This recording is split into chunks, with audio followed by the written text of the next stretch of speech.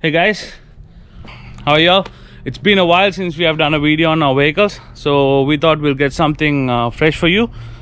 We have done some nice changes on our rigs, so let's see what Basil has up there. As the floors can take no more, stuck in this groove, I'm feeling bored.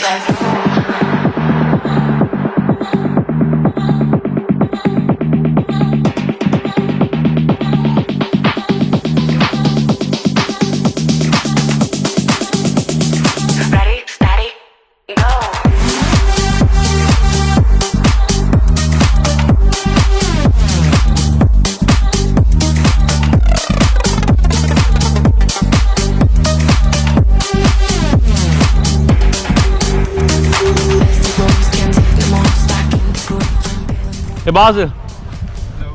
What's going on? Hey guys, been quite some time. We've not done a rig walk around for a very long time, and this has been built for about the last 2 years, and it's about time we did a walk around. As the floors can take no more, stuck in this groove, I'm feeling bored. Let's roll. Hello. As the floors can take no more, stuck in this groove, I'm feeling bored. So Basil, what do you have got here? So what we have here is a Nissan Patrol. Actually, it's a 2006 model, Nissan Patrol Y61 Safari. It's a 4.8 liter petrol engine and quite a capable car in our overlanding community. So let me take you through the front end of the car.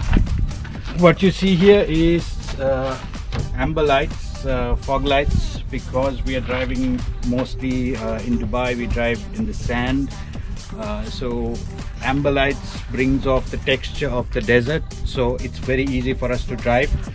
And then on, there's two more down here for drive lights, and I've got LEDs replaced for the fog lights. Not much of change has been done other than the paint work. One more thing added on is the front camera for rock crawling, so we see what's right in front of us because we sit quite high.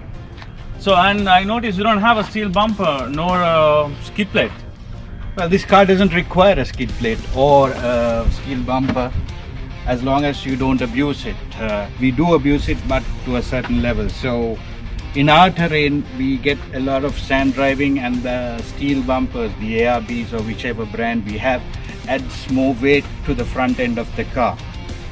So I've selected to have the original bumper. It has not failed me so far. We've taken it in quite treacherous terrains. So Basil, what do we have under the hood? Everything is pretty much stock in this car. What you see, the cyclone air filter which was with the car, and I've done nothing to the engine. I've just left it as it is. Done a full rebuild on this engine, and the gearbox was changed, but other than that everything is pretty much stock.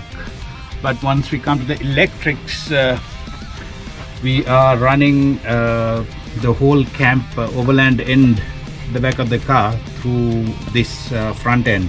So what we have here is a T-Max dual battery kit, which is a budget conscious kit, and then I've put up a cutoff here, a master cutoff, which works well.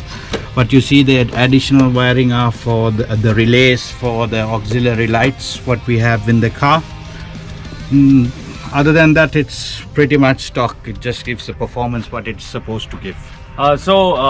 When he said about the back end of the car, that's where the fun is. You should stay tuned till the end of the video to see the back end, what we have done on this.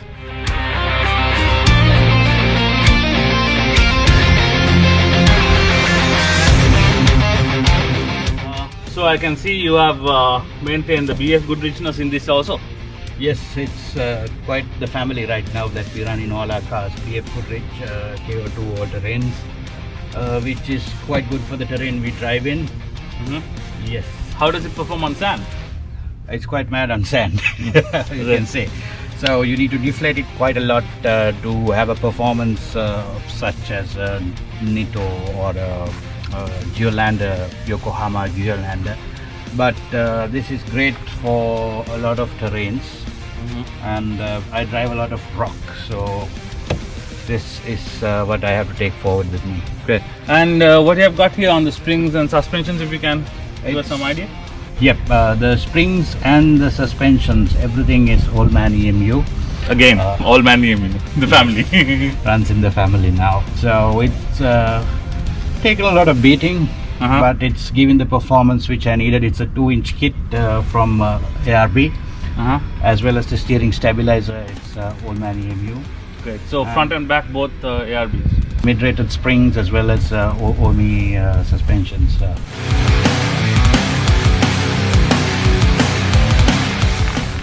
So that's where you chill. Yeah. Welcome to my personal terrace. Let me grab the camera. So I can see a very slim roof rack. Is it a front runner? Yes, it is. It is a front runner slimline roof rack, which is quite old. And I'm running a 50-inch LED bar in front for wider vision. Then 2 pelicases which take in my recovery stuff, as well as the tops when we need to camp. Let me take it off you. Well, that's what you see on top. Shovels mounted and extra water.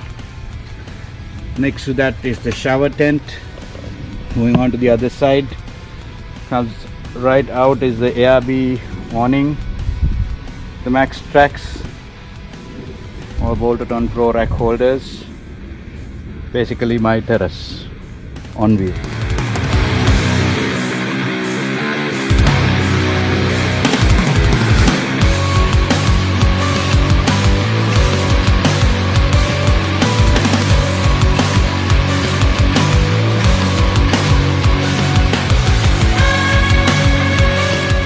So let's talk about the cabin. Let's see what is got inside. Basil, what do you got here inside the cabin? So quite a lot of things here.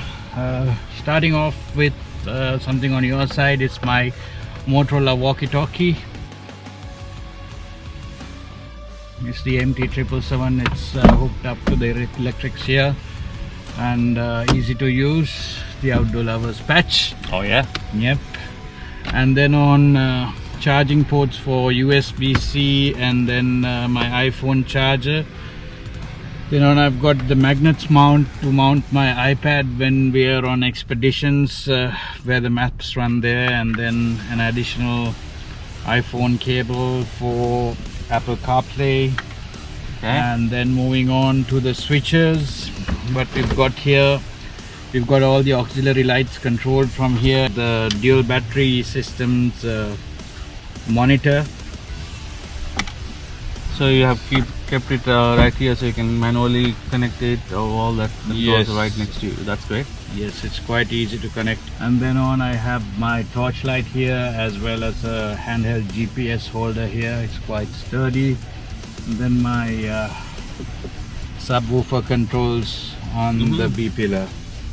There's a bit of wiring happening down here. That is actually to control the front camera All right. instead of the rear.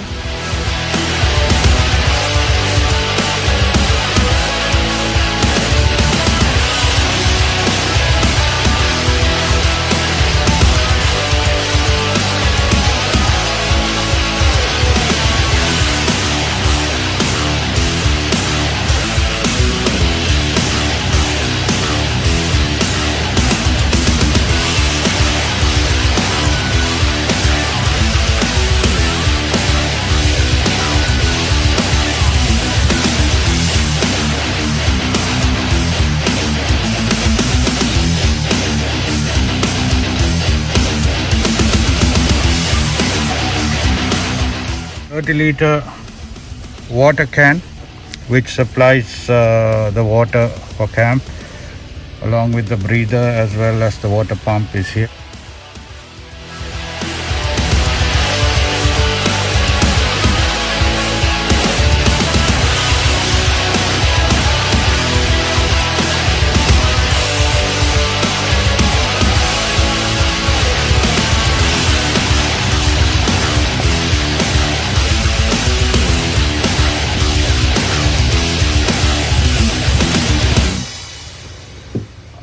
if you remember, I told you at the beginning, the fun bits are at the back of this car.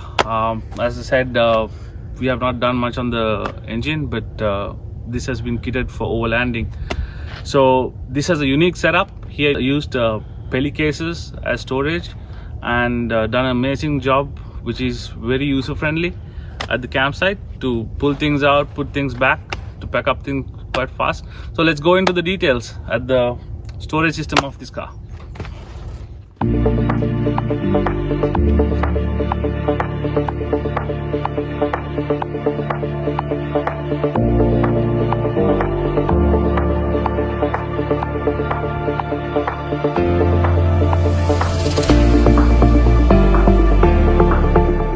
Let's talk about what we have here at the back. So, as Era was mentioning, I have been using Pelican cases, Storm 1600 cases for this car for the past few years. And one holds my camp gear as well as the other holds the kitchen. Coming to the electrics of the car, what we have is a full panel which has control of the ARB dual compressor, and then on we have a 3000 watt inverter.